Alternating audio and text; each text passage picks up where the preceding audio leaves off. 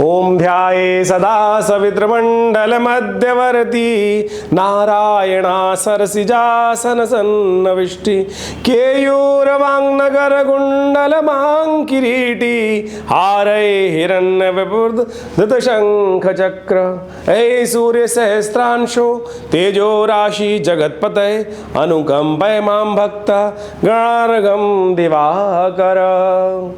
नमस्कार, स्वागत है आपका आचार्य वाणी में। मैं आचार्य डॉक्टर विक्रमादित्य आपके साथ हूँ। आज का विषय है तुला राशि वालों के लिए सूर्य का जो परिवर्तन का योग है वो किस प्रकार का रहेगा। सूर्य कन्या राशि में रहेंगे 16 सितंबर से लेकर 17 अक्टूबर तक, और ये समय आपके लिए बहुत विचित्र प्रभाव उत्पन्न करने वाला है। ये आपको विशेष तौर पर हवा में उड़ाने वाला समय रहेगा। हवाई के लिए बहुत ज़्यादा मस्तिष्क में आएंगे, नए नए विचार, नई नई योजनाएं, नए नए कार्य करने के ढंग आपके लिए उत्पन्न करने के योग ये सूर्य बनाते दिखाई देंगे। ये आपके लिए बहुत ज़रूरी है। देखिए, सपनों में रख सकते हैं, नया कुछ ख्वाब दिखा सकते हैं, ख्वाब भी दिखने बहुत ज़रूरी है।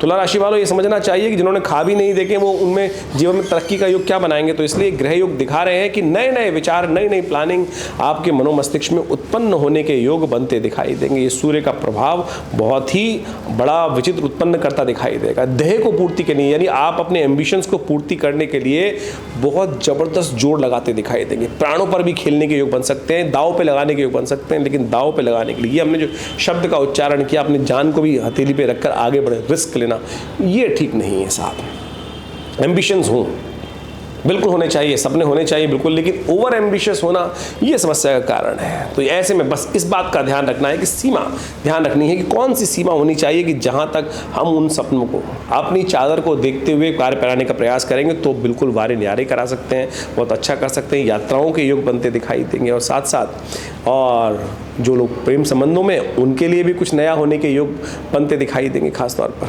देह को पूर्ति करने के लिए बस इस बात का ध्यान रखना है कि अपनी लिमिट से बाहर जाने के नहीं।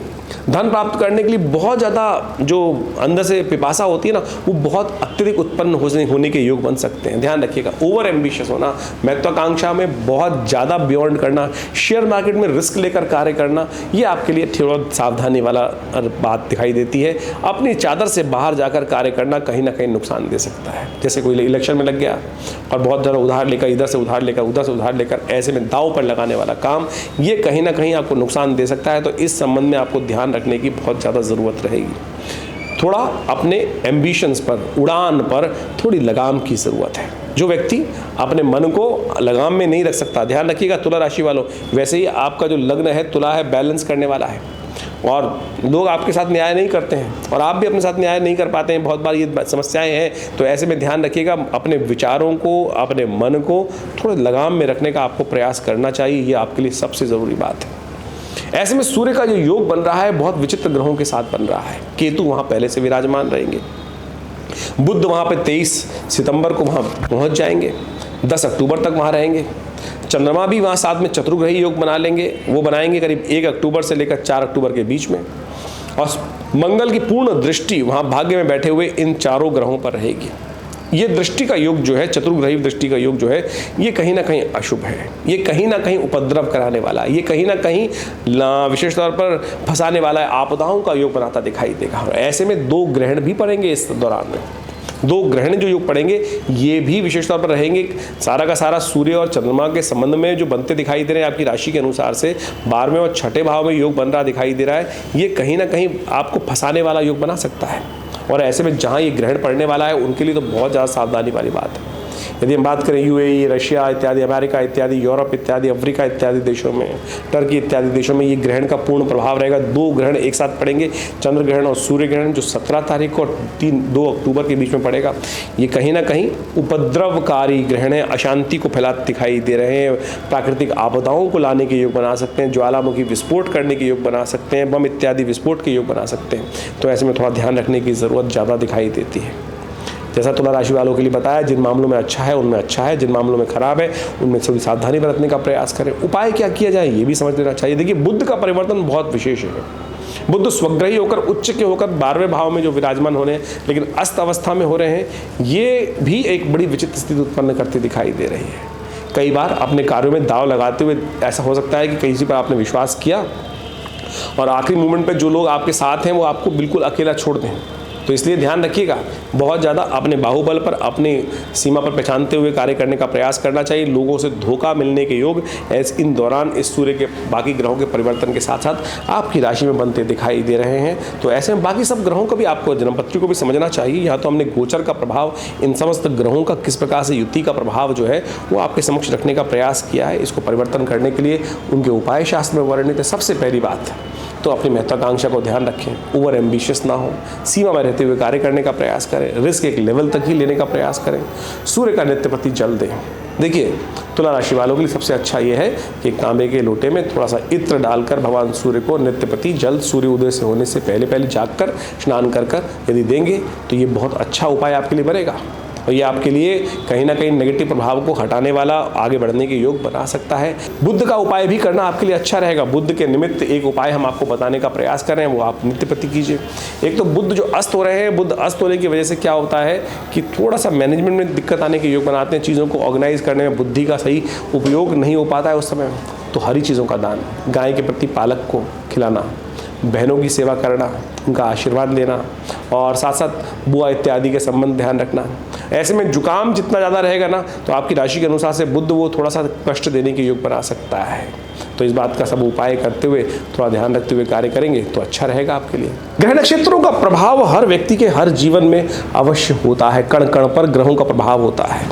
सूर्य तो प्रत्यक्ष देवता है और सूर्य तो नित्य प्रति हमारे यहाँ प्रत्यक्ष देवता इसलिए कहा गया है कि बाकी समस्त देवताओं के लिए तो आराधना पड़नी पड़ती है, वर्षों तक उनकी साधना करनी पड़ती है, मंत्र जप करना पड़ता है। लेकिन सूर्य चंद्र ऐसे प्रत्यक्ष देवता हैं, नित्य प्रति अपने समय पर अपना दर्शन इस संसार को देते हैं और अपने कार्य में संलिप्त रहते हैं। और इस सूर्य की वजह से ही संसार में समस्त कार्य चलते हैं, चाहे वो जीव जंतु हो, चाहे वो मानव हो, चाहे वो हवा हो, चाहे वो बादल हो, सब प्रकार से वर्षा इत्यादि समस्त प्रकार से सूर्य ही उनके मुख्य केंद्र बिंदु माने जाते हैं। इसलिए सूर्य का प्रभाव प्रत्यक्ष और अप्रत्यक्ष दोनों रूप से होता है।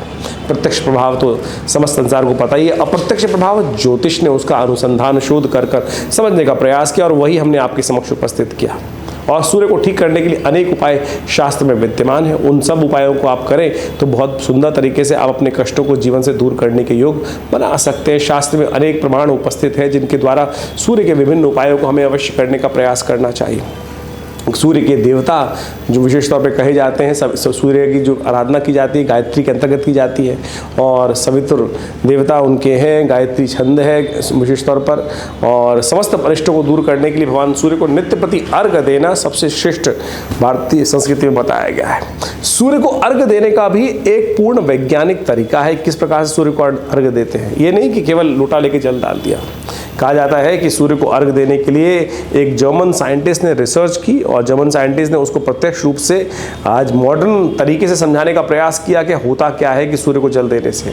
हमारे प्राचीन पद्धति है सूर्य को जल देने की, जल में खड़े होकर और आधा अंग जो है शरीर का मध्य भाग तक जल के अंदर रहना चाहिए और फिर सूर्य को जल देते वक्त सूर्य का दर्शन करते हुए लोटे को अपने सिर से ऊपर ले जाने के बाद उस पानी को वहाँ सूर्य को उपस्थित किया जाता है। वैज्ञानिक दृष्टिकोण से उन साइंटिस्ट ने, जो जर्मन के साइंटिस्ट उन्होंने ये उपस्थित किया कि जब शरीर पे जो किरणें उस जल से निकल कर आती हैं वो जीवनी तरंगों का, जीवनी शक्ति का आपके शरीर में जो उस पानी से छन कर आपके शरीर में आ रही हैं तो वो विशेष तौर पर बहुत ही प्रभावी होती हैं और जीवनी शक्ति को प्रदान करती हैं।